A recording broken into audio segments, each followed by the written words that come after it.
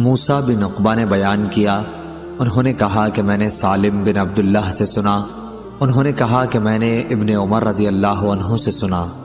دوسری سند امام بخاری نے کہا اور ہم سے عبداللہ بن مسلمہ قامبی نے بیان کیا، ان سے امام مالک نے، ان سے موسیٰ بن عقبہ نے، ان سے سالم بن عبداللہ نے، انہوں نے اپنے باپ سے سنا، وہ کہہ رہے تھے کہ رسول اللہ صلی اللہ علیہ وسلم نے مسجد ذوالحلیفہ کے قریب ہی پہنچ کر احرام باندھا تھا۔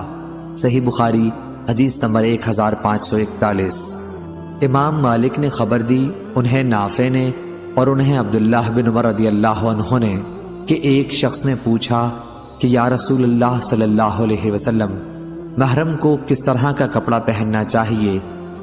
حضور صلی اللہ علیہ وسلم نے فرمایا، نہ کرتا پہنے، نہ عمامہ باندھے، نہ پاجامہ پہنے، نہ باران کوٹ، نہ موزے، لیکن اگر اس کے پاس جوتی نہ ہو تو وہ موزے اس وقت پہن سکتا ہے جب ٹخنوں کے نیچے سے ان کو کاٹ لیا ہو، اور احرام میں کوئی ایسا کپڑا نہ پہنو جس میں زعفران یا ورس لگا ہوا ہو۔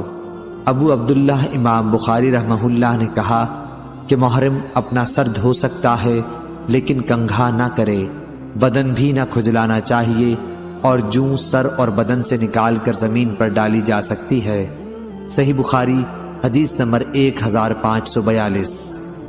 جریر بن حازم نے بیان کیا، ان سے یونس بن زید نے، ان سے زہری نے، ان سے عبید اللہ بن عبداللہ نے، اور ان سے ابن عباس رضی اللہ عنہ نے، کہ عرفات سے مزدلفہ تک اسامہ بن زید رضی اللہ عنہ رسول اللہ صلی اللہ علیہ وسلم کی سواری پر پیچھے بیٹھے ہوئے تھے۔ پھر مزدلفہ سے منا تک حضرت فضل بن عباس رضی اللہ عنہ بیٹھ گئے تھے۔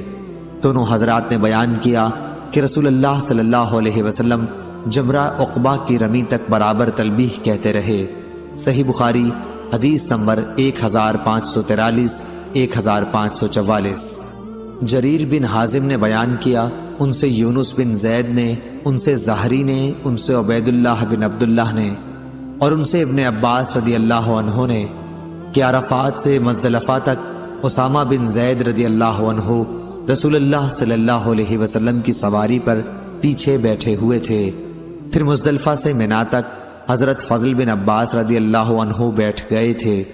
دونوں حضرات نے بیان کیا کہ رسول اللہ صلی اللہ علیہ وسلم جمرہ عقبہ کی رمی تک برابر تلبیح کہتے رہے۔ صحیح بخاری حدیث نمبر 1543، 1544۔ قریب نے خبر دی اور ان سے عبداللہ بن عباس رضی اللہ عنہ نے بیان کیا کہ حجۃ الوداع میں ظہر اور عصر کے درمیان ہفتے کے دن نبی کریم صلی اللہ علیہ وسلم کنگھا کرنے اور تیل لگانے اور ازار اور رداء پہننے کے بعد اپنے صحابہ رضی اللہ عنہم کے ساتھ مدینے سے نکلے۔ آپ نے اس وقت زعفران میں رنگے ہوئے ایسے کپڑے کے سوا جس کا رنگ بدن پر لگتا ہو کسی قسم کی چادر یا تہبند پہننے سے منع نہیں کیا۔ دن میں آپ ذوالحلیفہ پہنچ گئے اور رات وہیں گزاری۔ آپ سوار ہوئے اور بیدا سے آپ نے اور آپ کے ساتھیوں نے لبیک کہا اور احرام باندھا اور اپنے اونٹوں کو ہار پہنایا۔ ذی قعدہ کے مہینے میں اب 5 دن رہ گئے تھے۔ پھر آپ جب مکہ پہنچے تو ذی الحجہ کے 4 دن گزر چکے تھے۔ آپ نے بیت اللہ کا طواف کیا اور صفا اور مروہ کی سعی کی۔ آپ ابھی حلال نہیں ہوئے کیونکہ قربانی کے جانور آپ کے ساتھ تھے اور آپ نے ان کی گردن میں ہار ڈال دیا تھا۔ آپ حجون پہاڑ کے نزدیک مکے کے بالائی حصے میں اترے۔ حج کا احرام اب بھی باقی تھا۔ بیت اللہ کے طواف کے بعد پھر آپ وہاں اس وقت تک تشریف نہیں لے گئے جب تک میدان عرفات سے واپس نہ ہو لیے۔ آپ نے اپنے ساتھیوں کو حکم دیا تھا کہ وہ بیت اللہ کا طواف کریں اور صفا و مروہ کے درمیان سعی کریں، پھر اپنے سروں کے بال ترشوا کر حلال ہو جائیں۔ یہ فرمان ان لوگوں کے لیے تھا جن کے ساتھ قربانی کے جانور نہیں تھے۔ اگر کسی کے ساتھ اس کی بیوی تھی تو وہ اس سے ہم بستر ہو سکتا تھا۔